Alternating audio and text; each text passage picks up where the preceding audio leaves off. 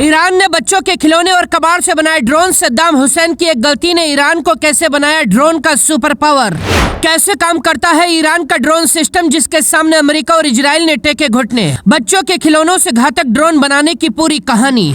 बच्चों के खिलौने और कबाड़ से बनाए गए ड्रोन के दम पर आज ईरान अकेला अमेरिका और इजराइल पर भारी है। अकेला ईरान अपने दम पर ड्रोन की सुपर पावर कैसे बन गया। कौन सी तकनीक है जिसके दम पर ईरान ने सबसे सस्ते ड्रोन बनाए और अमेरिका और इजराइल की नींद उड़ा दी है। ये कहानी शुरू होती है 1980 के दशक के उस दौर से जब ईरान इराक का युद्ध चल रहा था। उस वक्त ईरान के पास ना तो आधुनिक हथियार थे और ना ही कोई देश उसे सामान बेचने को तैयार था। पाबंदियों ने ईरान का दम घोट रखा था, लेकिन इसी लाचारी ने ईरान को एक ऐसा रास्ता दिखाया जिसने आज पूरी दुनिया के वॉरफेयर रूल्स यानी युद्ध के नियम बदल दिए हैं। ईरान ने अपनी इस ताकत को नाम दिया सिमेट्रिक वॉरफेयर, यानी जब आप दुश्मन के जितने अमीर ना हो तो उसे अपनी ताकत से नहीं अपनी चालाकी से हराओ। ईरान ने समझा अगर वो अरबों डॉलर के फाइटर जेट्स नहीं खरीद सकता तो वो हजारों की संख्या में सस्ते छोटे ड्रोन्स बनाएगा।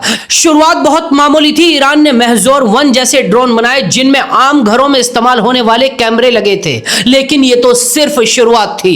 ईरान की असली कामयाबी के पीछे उसकी एक खास कला है, रिवर्स इंजीनियरिंग यानी नकल से असल बनाना। दशकों तक ईरान ने अमेरिका और इजराइल के उन जासूसी ड्रोन्स का इंतजार किया जो तकनीकी खराबी या जासूसी करते वक्त उसकी सीमा में गिर जाते थे। ईरानी इंजीनियर्स ने इन ड्रोन्स के एक एक पुर्जे को खोलकर उनका अध्ययन किया। इसका सबसे बड़ा उदाहरण 2011 में दिखाई दिया जब ईरान ने अमेरिका के सबसे गुप्त जासूसी ड्रोन RQ-170 सेंसिनल को इलेक्ट्रॉनिक तरीके से हाईजैक कर लिया और इसको सही सलामत जमीन पर उतार लिया। कुछ ही सालों में ईरान ने उसका स्वदेशी जुड़वा तैयार कर लिया। आज ईरान का सबसे घातक ड्रोन है शाहेद 136। इसे दुनिया सुसाइड ड्रोन के नाम से जानती है। ये ड्रोन आज अमेरिका और इजराइल के लिए सबसे बड़ा सिरदर्द बन चुका है। इसकी सबसे बड़ी ताकत इसकी कीमत है। जहां अमेरिका का एक प्रेडेटर ड्रोन 150 करोड़ रुपए का आता है, वहीं ईरान ने 15 से 20 लाख रुपए की मामूली लागत में अपने ड्रोन बनाने तैयार कर दिए। ईरान ने पाबंदियों के बावजूद इन ड्रोन्स में उन पुर्जों का इस्तेमाल किया जो मार्केट में बेहद सस्ते मिल जाते हैं, जैसे कि मोटरसाइकिल्स के इंजन